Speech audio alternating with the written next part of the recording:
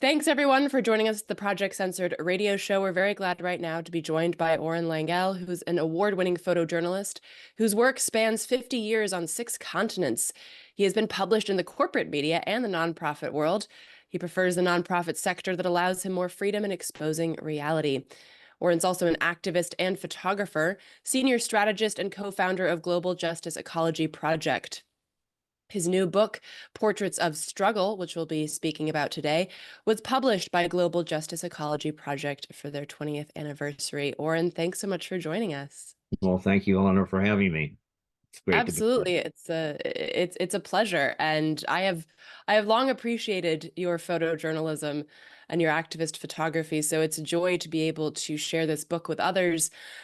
And I wanted to start actually with a bit of a contrast, the beautiful and at times very stark disconnect in many of your images. For instance, there's an image of Indigenous women preparing medicine from plants that they foraged in the rainforest, and the caption is about how they were about to forcibly remove these women and their people, the Mexican military. Another is of an Indigenous man, almost sitting like in Rodin's The Thinker's pose, looking off to the right, and yet the caption notes that he's listening to a community member's talk about how to stop illegal logging, and he sits in a chair in front of what you realize is a bullet hole-ridden wall, a reminder of the US-backed Contra war. And another one is of a beautiful mother and baby in Nicaragua, and the caption reads of a climate chaos-induced mudslide where the mother barely saved her child from being swept away. And there are several more examples of that, but I'm curious, like, was this a conscious choice of that contrast with the beautiful and seemingly serene image contrasted with the stark reality of the undercurrent? I think sometimes that's maybe just how I see a little bit of reality myself. I think there is there's people live their lives and they do what they can, but underneath it all is turmoil, and especially in situations where there's conflict of any kind, and it's also supposed to be a little bit showing resilience too. That I mean, the woman Johanna who saved her young child from a mudslide. There's such a story about that. It was a mudslide that occurred in Nicaragua, one of the harbingers of climate change, and a volcano burst, and all the mud and water came down and into this village. Of course, the volcano was planted with plantations and things, and it was all a mess. So the mudslide occurred, and she evidently held on to the baby for about 2 kilometers, and I thought that was just an amazing thing. And the one photo I do want to mention right now, since you brought that up about the mudslide or about the woman, was that's one of my areas where I think, and this is not in the book for a lot of reasons, but it's a photograph of an upside down tree, and it looks okay. It's a photograph of an upside down tree in a mudslide. It's kind of striking, but I have to explain, I was standing on a graveyard of I don't know how many people of this village that were totally wiped out, and I'm sitting there taking photos while Mayor is crying about what was going on, and it's something that's haunted me forever, to be on top of a mass grave taking photos and documenting it. Yeah, I can only imagine how many of these situations stick with you, and so important then that you're able to share these images. And I wanted to talk a little bit about the geography here, because at least half the book covers struggles against colonialism, imperialism, and capitalism in Mexico, Central and South America. And I'm curious about that decision. Was it that you feel uh, it's so vital for us in the US to see and understand something particular about this region? Could you talk about that specific choice? Well, yeah, I think that's where so many things happen in that part of the world with, and you see the United States influence on all of this. I mean, the United States has a footprint on everything, and I mean, I'm not only trying to get the word out to people, internationally a little bit what's going on, but especially, people in the United States, they need to see this. They need to see, or talk about the women that The village was going to be evacuated in 4 days with the Mexican military coming down, and that was all done at the United Nations level, and the United States was pushing the World Bank into doing this. And so those are the connections that, I don't even have room on the book to explain the whole thing. So it's good to be able to talk about them and maybe share a little bit more. But yeah, the colonialism, capitalism, racism, it just all rears their ugly head in all of this, and it usually comes from the United States. And I learned that, I guess, when I first started out as a high school student, was against the war in Vietnam. And there were so many people that we were against the war, bring the boys home, bring the boys home. Yeah, bring the boys home so they don't end up killing more people. They don't want to be there, the grunts don't want to be there.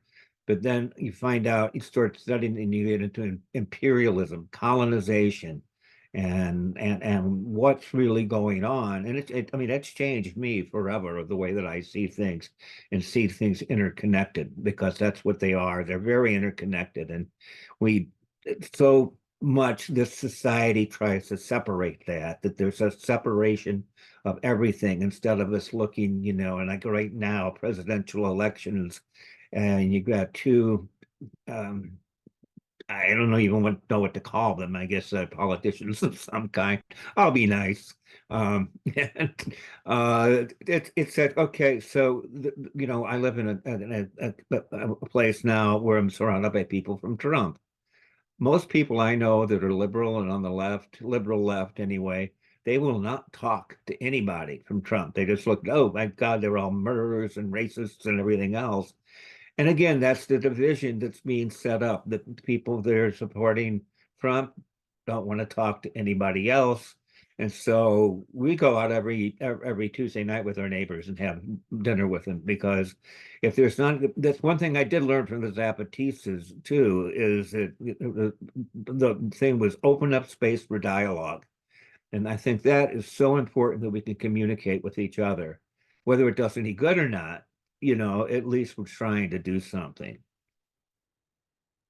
Yeah, I think that's so important that you bring that up, because and I actually think that I have had an easier time in places like Louisiana, or I grew up in North Carolina and West Virginia. I've had an easier time sitting down with Trump voters, like poor white folks, and talking to them about their choices and planting little seeds, than I have had with liberals who just walk into every conversation thinking they know everything, and they're not interested in hearing anything, because they say, I don't care what Biden did, or I don't care, like, it's just not Trump. And it's like, that's not a perspective. And it's like, it's Right. funny that there's this feeling that, like, the poor white folks who vote for Trump are just idiots and racists.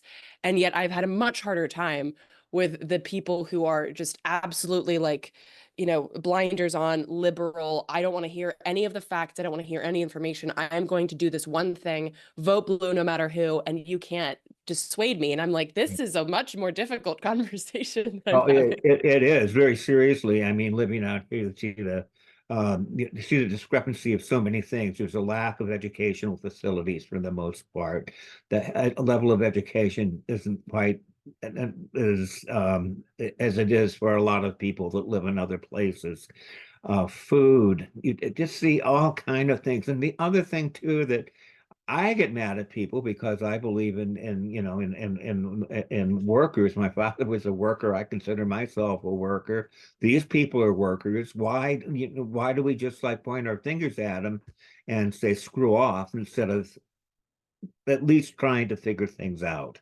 And and until we do that, we're not going to get anywhere. So in other words, we're not going to get anywhere. That's the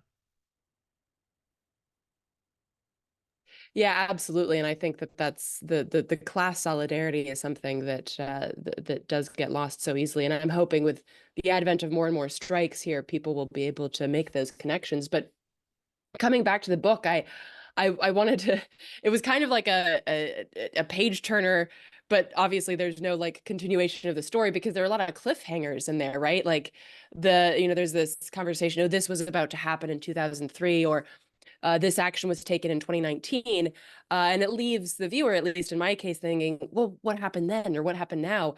And I'm wondering, are these fights and people ones that you're still in touch with? Do you go back and visit them? Is there a continuity here in the undercurrent of these snapshots as well? Yeah, a couple of different things, especially with indigenous communities. Getting back to the photograph of the women and the medicine and being the Mexican military coming in, which they didn't because of a lot of different reasons, because the people said they were going to fight back and they actually were armed. They were part Zapatista and part something else, but they got together and they were armed. And anyway, so when I got back home, I had a bunch of photos. I blew them up and sent them down to the community, and they had a photo show, and I'm at Hernandez of my work.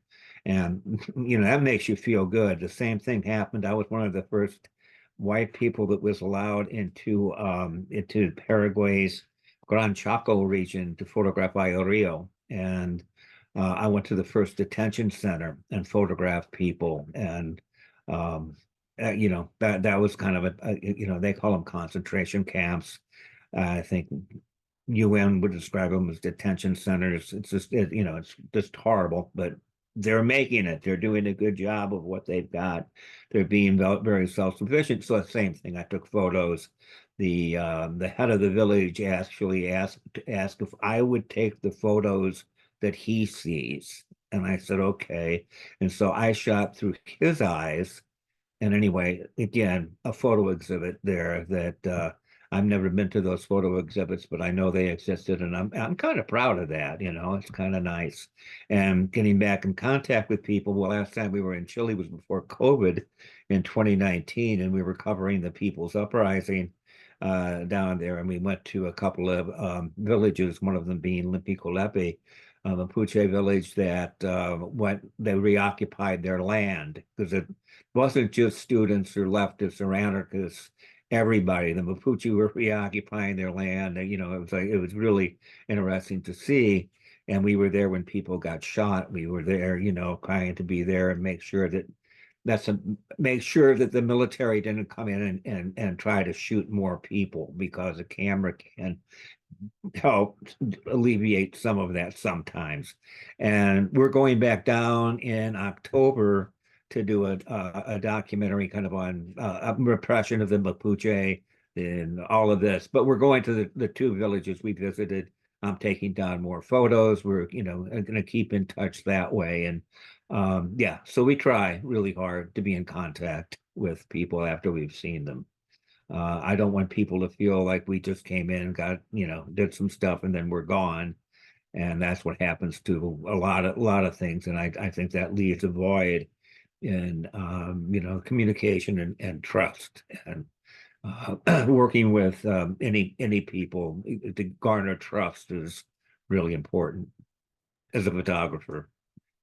Yeah, absolutely. And as a journalist, I can speak to that too, that so many people are so reticent to speak with the media because there's such an extractive relationship most of the time. It's like, I need my story. I'm going to use you for my story, and then we'll never speak again. And I don't Yeah. care what happens to you. And so this idea, I think especially that story of like you photographing through his eyes shows that this can be such a collaborative effort, and it can be one that is meant to uplift their stories as opposed to meaning to uplift your own hubris or your like career or whatever. So I think that that's a really important point that you highlight. And I want to talk a little bit more about that indigenous pushback.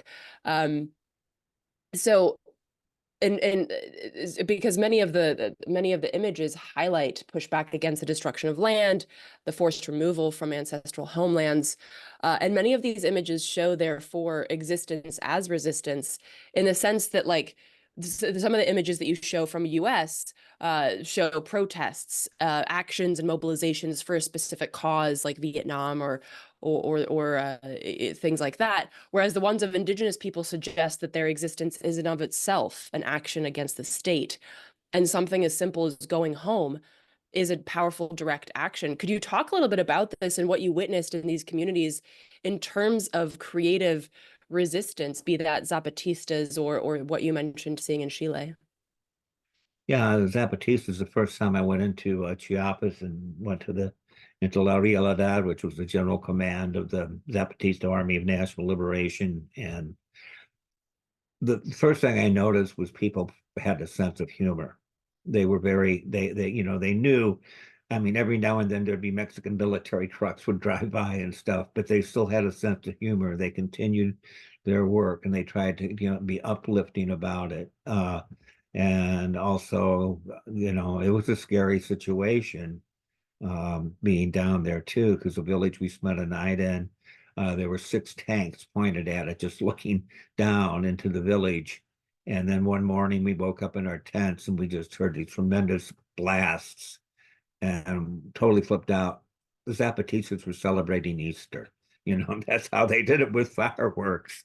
So, I mean, that was funny. And I think for the cover of the book, I have Commandante Tacho, and I think there's some people that kind of turned off because he's sitting there, and he's got his ski mask on, and a bandolero. And I just purposely did this because I thought, folks, look, these people are very peaceful. They really are. And that's what they found, that they were forced to do this to protect their land, their sovereignty, their heritage. And that is something they did. And whether people, like what I'm saying or not, that's just the way it happened. I mean, and they just didn't go up and sing Kumbaya and everything was okay, or have peace marshals leading people down the sidewalk saying, whose streets? Our streets, while people are marching on the sidewalk. That's my favorite I saw. So,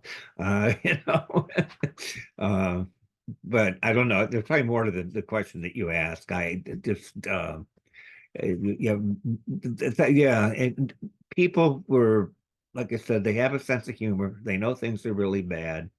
And even with the Mapuche, sitting around with Mapuche, we've been going down there since I think 2005. We were in a real bad auto accident in 2006, which is another danger of doing this kind of work. It's like, who expects you're going to get in a car wreck? Well, we did, and it was pretty bad. But we have been in contact with the people since 2005, and working with them has been an honor.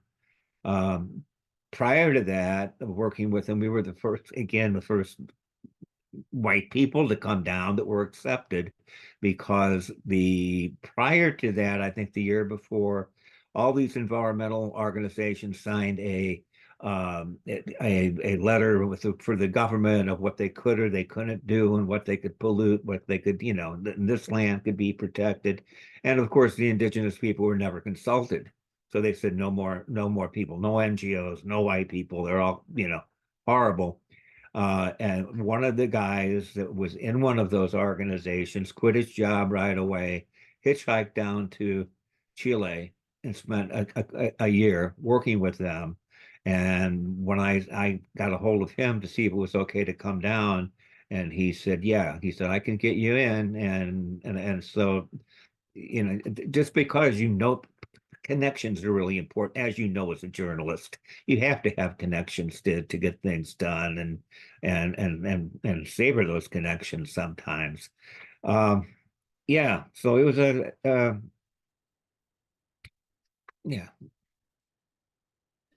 Yeah, absolutely. And going back to the Zapatistas, I think it was Subcomandante Marcos who said that we needed guns so they would listen. And when they started listening, we didn't need the guns.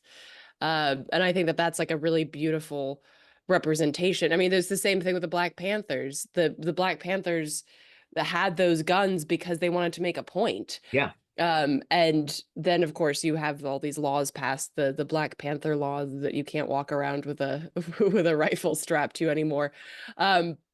But I think that what's really powerful about that, especially with what you're talking about with the sense of humor, is that activism in the global north, and I'll speak just as somebody who's European and from the US, it's like a thing that we do. It's like a hobby almost, like, hey, I'm going to go activist today.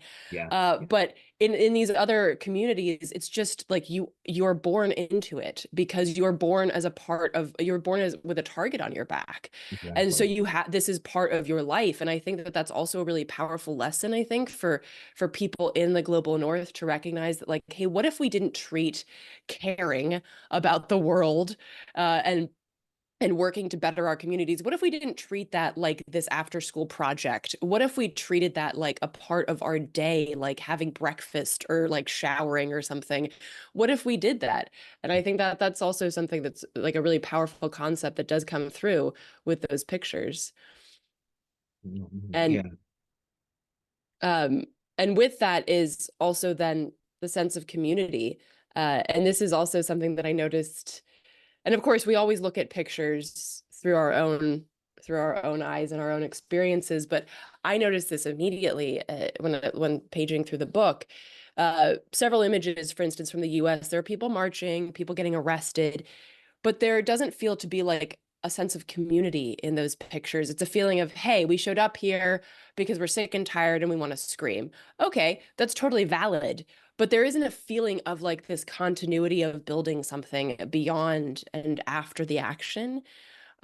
Whereas like in these other pictures, because they're so often pictures of people simply existing, there is this feeling like, oh, this is just a part of your life. And I'm wondering if that is something that you've also really felt, and if that was also a conscious point that you wanted to make in the book. Yeah, and I think and sometimes when there becomes even let's go to North America or or Europe and people doing demos and things like that. Sometimes there is a feeling of community, and I mean, and it's been really good, like the anti-corporate globalization movement. I mean, it had many different things, but there was a sense that we were building something. We were, moving forward and talking with labor, talking with all kind of people. I mean, I guess here in 2001 in the fall, there was going to be a protest against the World Bank, and organizers had the AFL-CIO, Teamsters, everything. Everybody was on board to help shut down Washington, D.C. because of the World Bank and IMF. Well, a few days before that happened, 9/11 happened. And then you have the union halls with the big American flags draped over it. So it seems like whenever there gets the momentum of something, something else contradicts that and it stops it. And that's something I think I've seen that from the 60s and the use of how drugs moved into inner cities and how it just sort of made people it got people cooked or whatever, and things were not moving on like what the Black Panthers would have liked, with school programs, with breakfast, with people coming together. But and that has been recorded by a few writers I know that this was done by the government to do that. The government is always, when anything is there's a popular education or popular movement going, they come in some way try to decept it, like with COINTELPRO back in the day, and even what we saw in the 90s with and there was a movement right there brewing uh, with forest defenders and workers, loggers, and a woman by the name of Judy Berry uh, stood up to all of that. And there was Redwood Summer, and before that happened, she was bombed in a car with Daryl Cherney, and she was immediately arrested for carrying a bomb. And it's like, what woman would put a bomb that would blow up underneath their seat? And it was absolutely, it was horrible that happened. But I have a photograph of Judy. We became good friends after that. And yeah. but yeah, like in other countries, like when we go down to Chile, there's going to be people that's their life, and it's not, it's their activism is their way of living, and it's not just a weekend thing.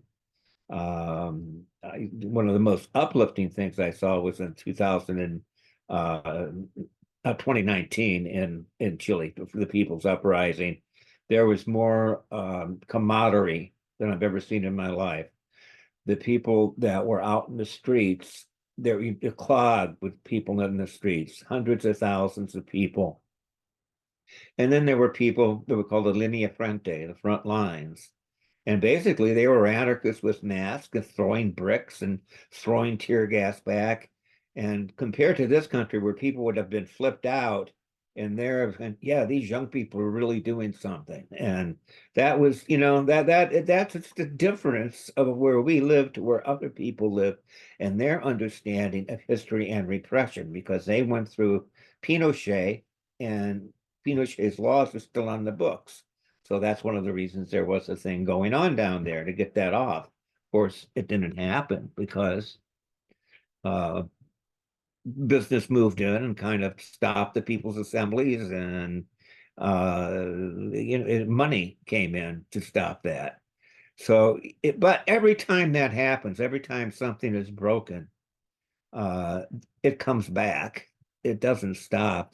People, have to realize resistance is always going to happen. And, uh, I shudder to think what's going to happen in the Mideast with the future and but anyway, kind of getting off my book, but maybe it's not. Maybe this is what I'm trying to portray a little bit without, hitting people over the head. But I know I've seen some photo editors and stuff that have looked at it, and they said, uh, this cheered me up to see this book because it shows that there's resistance, and the resistance is continuing, and it's all over the place. And you just don't see it on TV anymore, which we don't. I mean, we don't see anything unless there's some kind of a riot that can be blamed on usually people of color now. And but yeah, so much of my photos, I was told by a photo editor in Vermont that he wouldn't publish any of my photos, even if there was a major catastrophe, because he said, you might be behind that. And I'm going, what do you mean? He said, well, your politics are just too radical. I'm going, taking photos, It's like, but yeah, I found a lot of that. I mean, I found a lot of negative about my work, especially with mainstream press. And one of the reasons I got out of working with them was because of the editorial guidelines that you had, that you basically couldn't go out and tell the truth. It was going to hurt a sponsor. And I was working on a radio station, and one of my next reports was going to be on the corruption of Monsanto. And Monsanto, right before that, gave them $100,000. Guess who was off the air?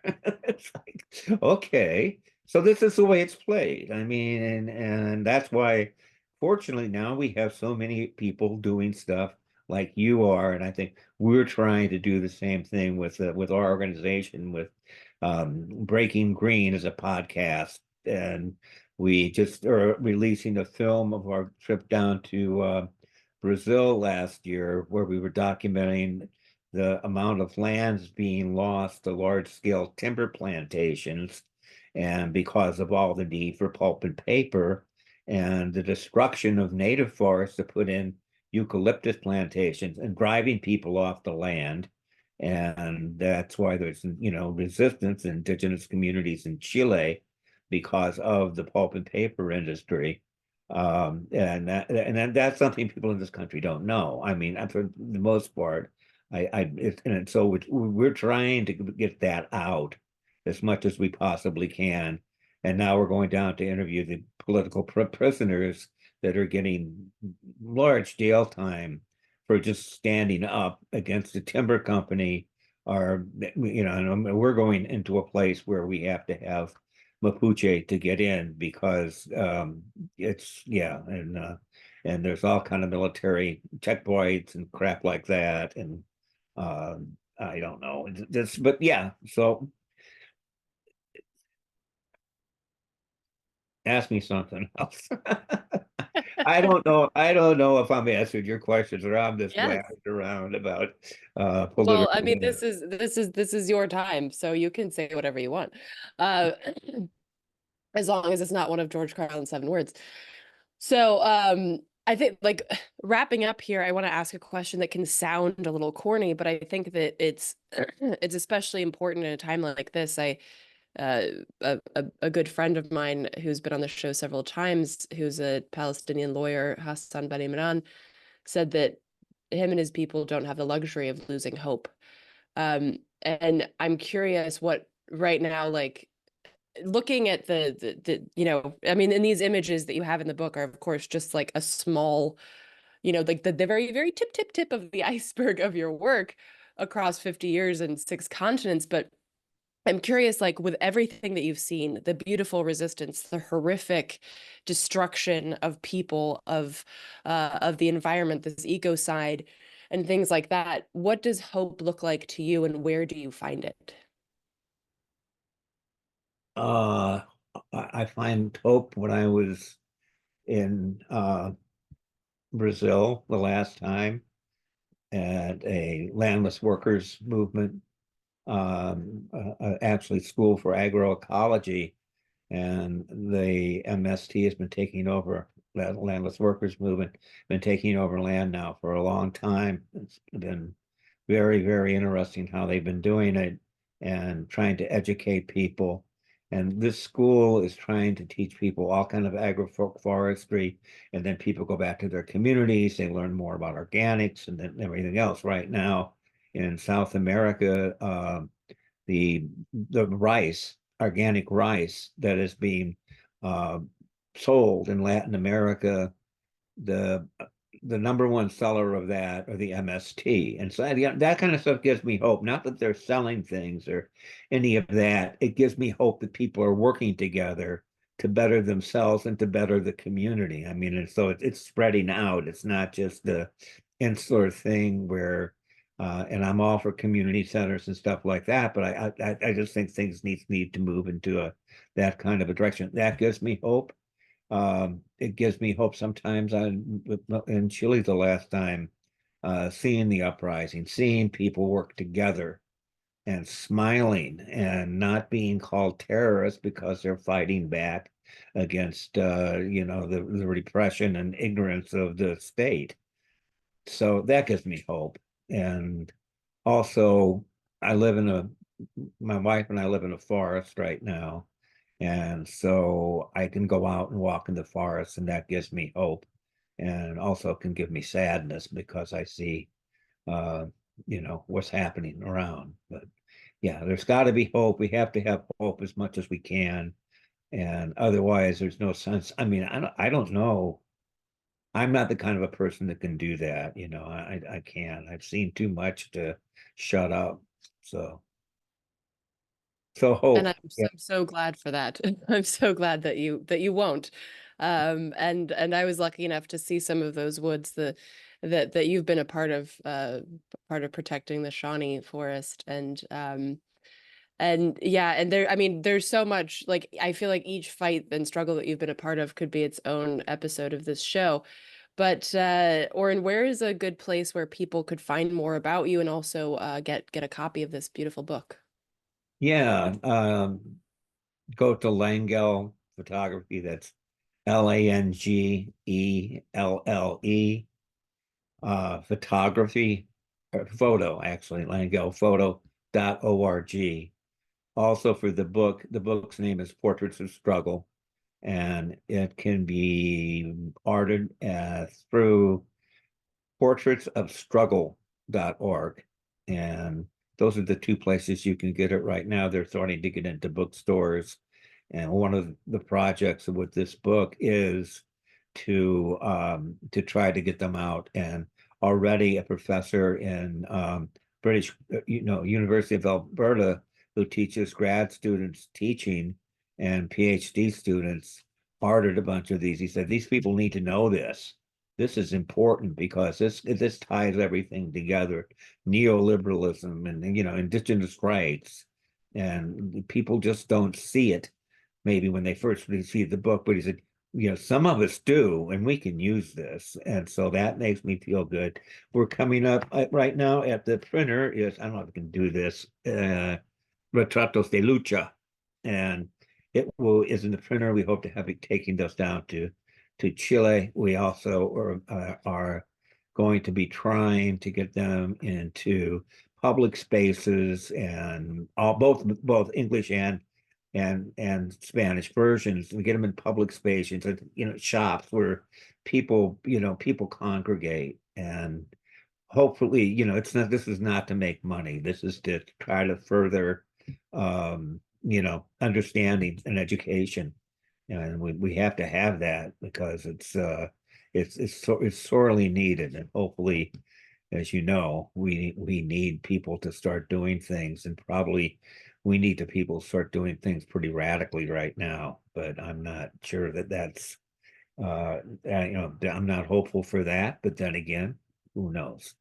I really hope something like that does happen, and I'm very grateful that for the work you do, by the way. Also, I've been very impressed with that. I remember before the convergence in Southern Illinois, I wanted you to be on the media team, and then finally you did, and I was so happy.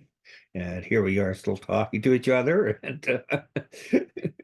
and that's I don't know if there's anything else I really wanted to say, except the other thing that I think my work is really important in doing is, to me anyway, I've seen this stuff. That's part of history. This is very important, though, to document history because it's taken away so fast every day and put into the eyes of they sanitize everything, that they have social amnesia, that they want people to forget. They want to just continually program people. So it's important to continue to save our history, no matter what it is. And people are losing it. The movement has lost so much history because people don't save things. They don't important how much a flyer might mean 20 years later to inspire people. And I ended my photographer statement, and I wanted to give you credit for it because I guess, reviewed a movie of yours about miners, and somewhere on your credits or something, you had 1984 with George Orwell, and the quote was, "Who controls the past controls the future. Who controls the present controls the past." And so I thank you for that. I stole it, and it's now a part of the book. I'm honored that I could have that Orwell through me could have inspired you. So uh and Orin, I absolutely agree with you. I think that what you're doing is, I mean, you're basically a historian. You're a photo historian, a visual historian, and I think it's so vital. And the book, Portraits of Struggle, is brilliant and it's beautiful. It's heartbreaking and it's hopeful, and I absolutely recommend people check it out. Thank you so much for taking the time, Orin, for sitting down with us. Well, thank you, Eleanor. It's been a pleasure.